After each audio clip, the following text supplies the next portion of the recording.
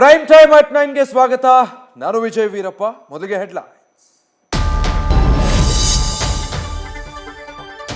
Kidnap ಕೇಸಲ್ಲಿ ಜೈಲಿಗೆ ಬಂದ ರೇವಣ್ಣ ಇನ್ನೋಸೆಂಟಾ? ನಾನು ಯಾವುದೇ ತಪ್ಪು ಮಾಡಿಲ್ಲ ಅಂದ್ರು ಪ್ರಜ್ವಲ್ ರೇವಣ್ಣ ಅಪ್ಪ.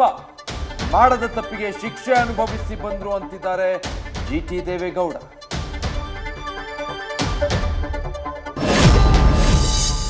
ದೇಶದಲ್ಲಿ 4 ಹಂತದ ಲೋಕಸಭಾ ಕದನ ಮುಕ್ತಾಯ.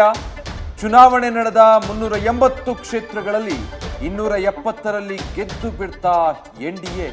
ಮೋದಿಗೆ ಬಹುಮತ ಸಿಕ್ಕಿದೆ ಎಂದ ಕಮಲ ಪಡೆಗೆ ಇಂಡಿಯಾ ಕೂಟ ಚಾಟ್.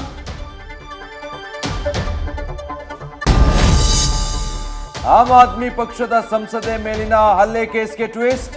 ಕೇಜ್ರಿವಾಲ್ ಪಿಎ ಹಲ್ಲೆ ಬಳಿಕ ಸ್ವಾತಿ ಮಲಿವಾಲ್ ನಾಪತ್ತೆ. ರಾಜೀನಾಮೆ ನೀಡಲು ನಿರಾಕರಿಸಿದ್ದಕ್ಕೆ ನಡೀತ ಹಲ್ಲೆ.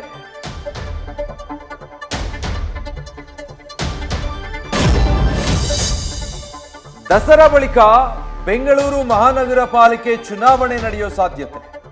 ಗ್ಯಾರಂಟಿಗಳ ಲಾಭ ಪಡೆಯಲು ಕಾಂಗ್ರೆಸ್ ಶಾಸಕರ ಸಿದ್ಧತೆ. ಯಾವಾಗಲೇ ಎಲೆಕ್ಷನ್ ಬಂದರೂ ಎದುರಿಸಲು ಸಿದ್ಧ ಎಂದ ಆರ್ ಅಶೋಕ್. ಬಲಿಷ್ಠ ಕಾಂಗ್ರೆಸ್ ಸರ್ಕಾರಕ್ಕೆ ಭಯದ ಬತ್ತಿ ಇಟ್ಟ ಏಕನಾಥ್ ಶಿಂಧೆ. ಮಹಾ ಸಿಎಂ ಸರ್ಕಾರ ಪತನದ ಹೇಳಿಕೆ ಬಳಿಕ ಅಲರ್ಟ್ ಆದ ಕೈಪಡೆ. ಶಾಸಕರತ್ತ ಗಮನ ಹರಿಸಿ ಅಂತ ಸಚಿವರಿಗೆ ಸೂಚನೆ.